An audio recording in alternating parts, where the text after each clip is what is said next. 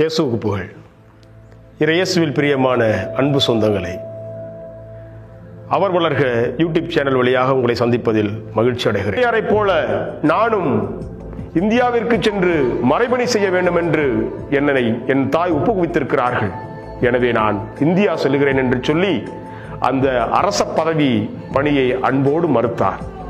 ஆம், ஆண்டவருக்கு தன்னை ஒப்புவித்த பெருமையை எண்ணி அவர் இந்தியாவிற்கு பயணமாகிறார்.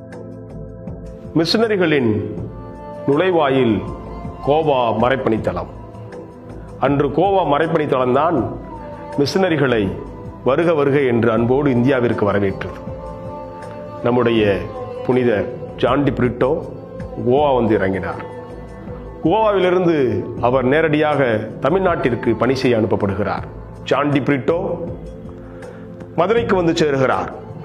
மதுரையிலே மக்களையும் மக்கள் பண்பாட்டையும் கலாச்சாரத்தையும் பார்க்கின்றார். தான் இறைபணி ஆற்ற வேண்டுமானால் கலாச்சாரத்தின் உள்நுழைய வேண்டும், அந்த மண்ணின் மைந்தனாக மாற வேண்டும் என்று சொல்லி மொழியை கற்கிறார். தன்னுடைய பெயரை அருளானந்தர் என்று மாற்றிக்கொள்கிறார். இதுதான் அவர் அருளானந்தராக மாறிய வரலாறு. அருளானந்தர் என்று மாறியவுடன் அவர் தமிழக பண்டார சாமிகள் எப்படி வாழ்ந்தார்களோ அதே போல தன்னுடைய ஆடைகளை மாற்றிக்கொண்டார். மக்களுக்கும் தனக்கும் எந்த வகையிலும் இடையூறு இல்லாத வகையில் மக்களோடு மக்களாக வாழ்ந்தால்தான் நான் இறைபணி ஆற்ற முடியும் என்பதை உணர்ந்ததால் அவர் மொழி கலாச்சாரம் அனைத்திலும் தமிழரை போலவே மாறினார்.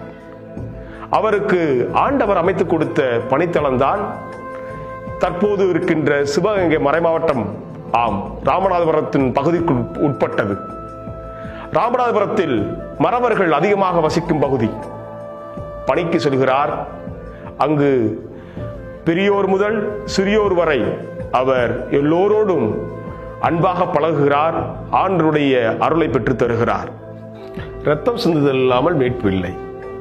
புனித அருளானந்தர் இயேசுவிற்காக தன்னுடைய இரத்தத்தை சிந்தினார்.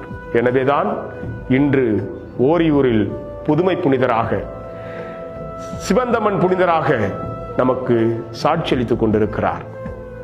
அவரை பற்றி தொடர்ந்து வார வாரம் நம்முடைய அவர் வளர்க சேனலில் கண்டுகளியுங்கள்.